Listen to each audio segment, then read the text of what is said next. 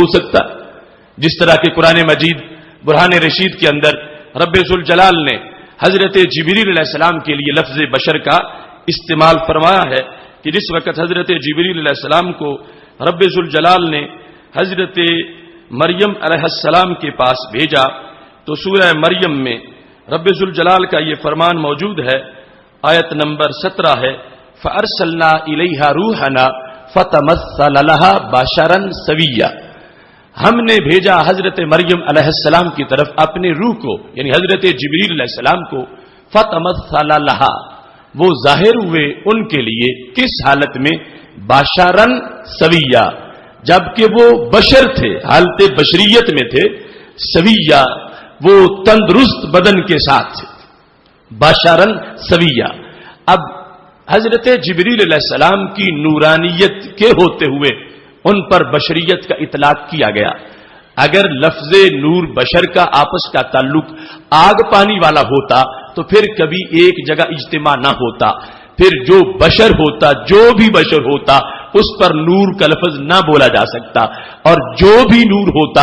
اس پر بشر کا لفظ نہ بولا جا سکتا، جبکہ یہاں پر 3 صورتیں ہیں منطق کے لحاظ سے، یعنی 3 مادے ہیں۔ ایک حقیقت ایسی بھی ہے کہ جو صرف بشر ہے نور نہیں، ایک ایسی ہے جو نور ہے بشر نہیں، اور تیسری وہ ہے کہ جس پر بشریت کا بھی اطلاق ہو سکتا ہے اور نورانیت کا بھی اطلاق ہو سکتا ہے۔ اب ان چیزوں کو سامنے رکھتے ہوئے اور قرآن مجید برہان رشید کی اس نص کو کہ جس میں رب ذوالجلال نے نور اور بشر کا امتزاج خود بیان کر دیا کہ ایک پیکر، اس پر نور کا بھی بالاتفاق اطلاق ہے۔ حضرت جبریل علیہ السلام کی نورانیت کو سب تسلیم کرنے والے ہیں، اور ساتھ ہی ان کی بشریت کو ماننا یہ بھی آیت قرآن۔ بشریت کا اطلاق ان پر کیوں کیا گیا کہ جب اس وقت حضرت مریم علیہ السلام کے سامنے تھے تو ان کا بدن نظر آ رہا تھا، وہ چھپے ہوئے نہیں تھے، وہ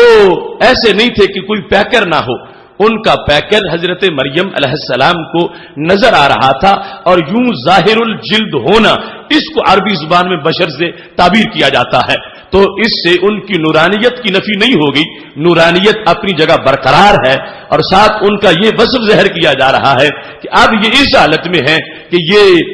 سامنے ان کا جسم نظر بھی آ رہا ہے۔ تو یہ اطلاق قرآن مجید برہان رشید میں ہے جسے خود قرآن نے معین کیا ہے۔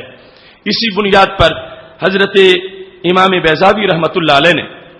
جس وقت انسان کی بحث کی بیضاوی کے آغاز میں، تو کہنے لگے یہ انسان اس لیے کہلاتے ہیں مبصرون، یہ دیکھے جا سکتے ہیں، لأنہم سموا بشرا، اس واسطے کہ انہیں انسانوں کو بشر کہا جاتا ہے، کما سمی الجن جنا لاجتنانہم، انہوں نے کہا کہ بشر کا مقابلہ جن سے تو بنتا ہے، نور سے نہیں بنتا۔ کیسے؟ کہتے جن جیم اور ڈبل نون سے بنا، اور عربی زبان میں جیم اور ڈبل نون جس جگہ بھی اکٹھے ان کو استعمال کیا جائے، ان حروف کو، وہاں چھپنے کا معنی ضرور ہوتا ہے۔ مثال کے طور پر جنت ہے، جن ہے، جنون ہے، جنان ہے، یہ جہاں بھی اصطلاح اکٹھا ہوتا ہے وہاں چھپنے والا معنی پایا جاتا ہے۔ اب جنت میں جیم اور 2 نون ہے، تا تو زائد ہے، تو جنت آنکھوں سے چھپی ہوئی چیز ہے، وہ ہمیں نظر نہیں آ رہی۔ ایسے ہی انسان پر جب جنون آتا ہے تو پردہ پڑ جاتا ہے، ایسے ہی انسان کے دل کو جنان سے تعبیر کیا جاتا ہے، تو دل ایک چھپی ہوئی چیز ہے، تو جن ہے تو جن چھپا ہوا ہے۔ تو امام بیضاوی کہنے لگے یہ حروف کا اعتبار ہوتا ہے معنی کے معین کرنے میں، کہنے لگے کہ بشر کو اس کے ظہور کی وجہ سے بشر کہا جاتا ہے، جس طرح کہ جن کو اس کے چھپے ہونے کی وجہ سے جن کہا جاتا ہے، کہ جہاں وہ جیم اور ڈبل نون کا مادہ موجود ہوگا وہاں چھپنے والا معنی پایا جائے گا، اور جہاں با، شین اور را والے حروف ہوں گے تو وہاں ظاہر ہونے والا معنی پایا جائے گا. اسی بنیاد پر جب کسی کو بشارت دی جاتی ہے تو اس کے چہرے کے خد و خال میں ایک نکھار آ جاتا ہے, اور اس واسطے ہی اچھی خبر کو بشارت سے تعبیر کیا جاتا ہے کہ اس کا تعلق انسان کے ظاہر میں بھی نظر آنا شروع ہو جاتا ہے. انسان کی کھال سے, چہرے کے خد و خال سے پتہ چلتا ہے کہ اس نے اچھی خبر سنی ہوئی ہے. تو اس بنیاد پر جس بولی میں قرآن نازل ہوا ہے اس بولی میں کہیں یہ تعریف نہیں ہے کہ جس میں یہ ہو کہ بشر وہ ہوتا ہے جو مٹی ہی کا ہی بنا ہوا ہو اور مٹی سے جو ترکیب ہو اس کو بشر کہا جاتا ہے. بشر جو ہے اس کا معنی ظاہر الجلد ہے, بشر کا معنی ظاہر نظر آنے والی چیز ہے. آگے اس کے ساتھ مزید کچھ تخصیصات ہیں, کچھ تعینات ہیں جن کی وجہ سے آگے مزید مضمون معین ہوتا ہے. لیکن ابتدائی چیز یہ ہے کہ جن کو جن اس لیے کہا جاتا ہے کہ وہ بالعموم چھپا ہوا ہوتا ہے اور نظر نہیں آتا, اور بشر کو بشر اس لیے کہا جاتا ہے کہ بشر چھپی رہنے والی چیز نہیں ہے بلکہ مجمع عام میں ہر طرف سامنے نظر آنے والی چیز ہے. اب اس مختصر سی تمہید کے بعد یہ بات اچھی طرح ذہن میں رکھنی چاہیے کہ سید عالم نور مجسم شفیع معظم صلی اللہ علیہ وسلم کو رب ذوالجلال نے جو یہ کہا کہ محبوب تم کہہ دو میں بشر ہوں, قل انما انا بشر مثلکم, یہ آیت جہاں نازل ہوئی اس سے پہلے مضمون کیا تھا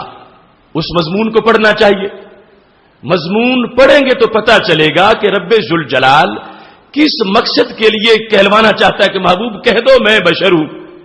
پہلے ذکر کس چیز کا ہے, پہلے بحث کس چیز کی ہے, پہلے گفتگو کیا ہو رہی ہے, اور پہلے کون سی چیزوں کا ذکر ہے. اگر تو قرآن مجید کے اس مقام پر پہلے ذکر یہ ہے کہ کہیں رسول اللہ صلی اللہ علیہ وسلم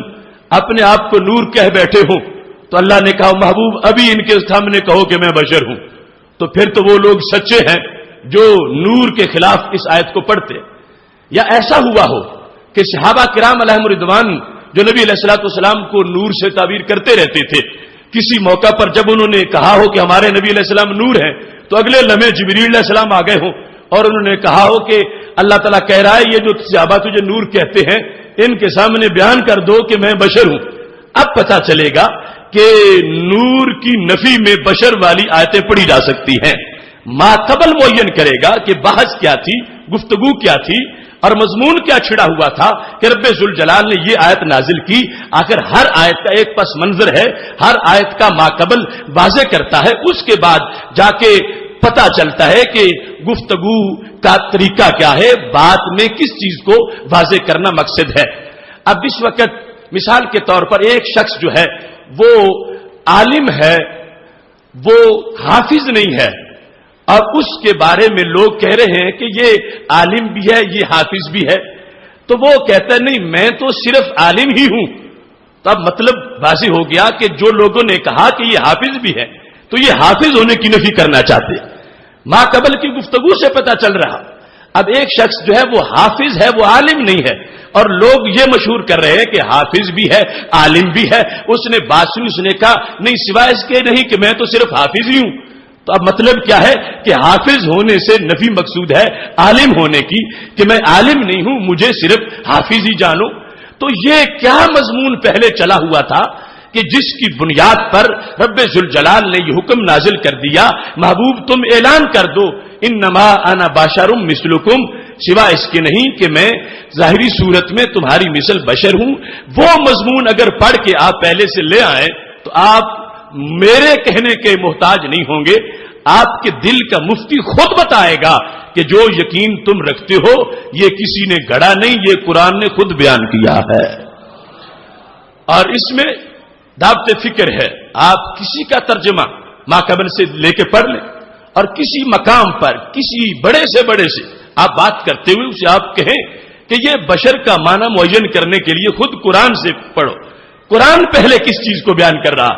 اگر تو ایسی صورتحال ہے کہ نورانیت کا عقیدہ بعض لوگوں کی طرف سے ظاہر جو ہوتا تھا وہ ہوا اور اللہ نے یہ آیات نازل کر دی, تو پھر تو تم سچے ہو کہ یہ نورانیت کی نفی میں یہ آیتیں پڑھتے رہو. اور اگر مطلب کچھ اور ہے تو پھر جان لو ہمارے نبی علیہ السلام کی بے مثل بشریت بھی ان کی ایک شان ہے اور نورانیت بھی ان کی حقیقت کا بیان ہے۔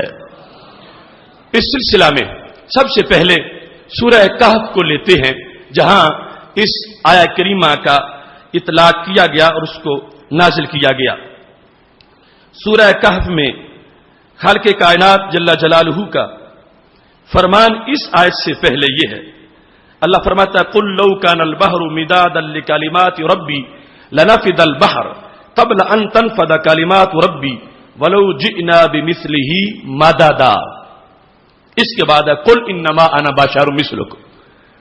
متصل پہلی آیت، اس کا مطلب کیا ہے؟ قل اے نبی کہہ دو لو کان البحر مدادا، اگر